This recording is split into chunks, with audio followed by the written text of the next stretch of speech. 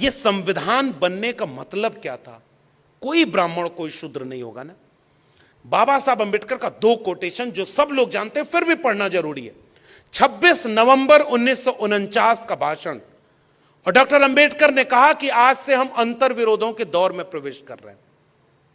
हमने एक व्यक्ति एक वोट का अधिकार देकर राजनीतिक बराबरी तो दे दी, मगर यदि इस देश में सामाजिक और आर्थिक गैर बराबरी दूर नहीं हुई तो राजनीतिक बराबरी के कोई मायने नहीं निकलेंगे।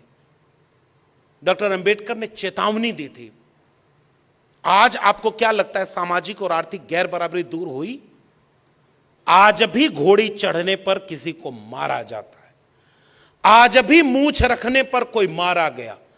संविधान दिवस पर मैं याद करना चाहता हूं अपने बच्चे इंद्र मेघवाल को, जिसको पानी पीने के मटके को छू देने पर मारा गया। मैं याद करना चाहता हूं हाथरस की अपनी उस बहन बेटी को, जिसकी जाति देख करके उसको अमानवीय प्रताड़ना दी गई। क्या मिट गया भेद? रोहित वेमुला आपको याद है कि नहीं? डॉक्टर पायल तड़वी आपको याद है कि नहीं? और ये सब आजादी का अमृत काल के पूरा होने के समय की बातें हैं। अब आइए उस विषय पर। देश का प्रधानमंत्री कहता है कि मैं ओबीसी मां का बेटा हूं। जब तक गुजरात के मुख्यमंत्री रहे तो ओबीसी नहीं याद आया, अब आके आपको ओबीसी याद आया। और जब ओबीसी जाग गया और कहा जाति जनगणना करानी है तो कहा मेरी नजर में केवल एक ही जाति होती है, वो है गरीब।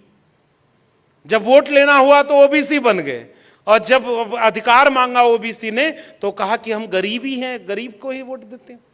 35 साल भीख मांगी, 35 साल भीख मांगी। अरे भाई, हमारे पुरखों ने लिखा कि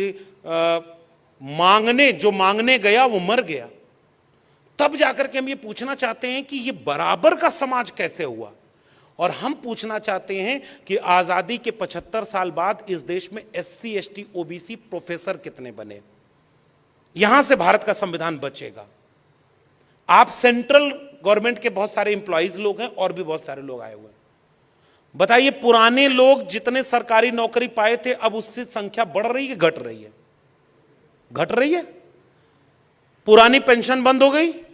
ये वाला जो आज का प्रधानमंत्री है, इसके पुराने वाले थे, उन्होंने पेंशन बंद की तो इसने सोचा कि नौकरी खत्म कर देते हैं, सरकारी नौकरी खत्म।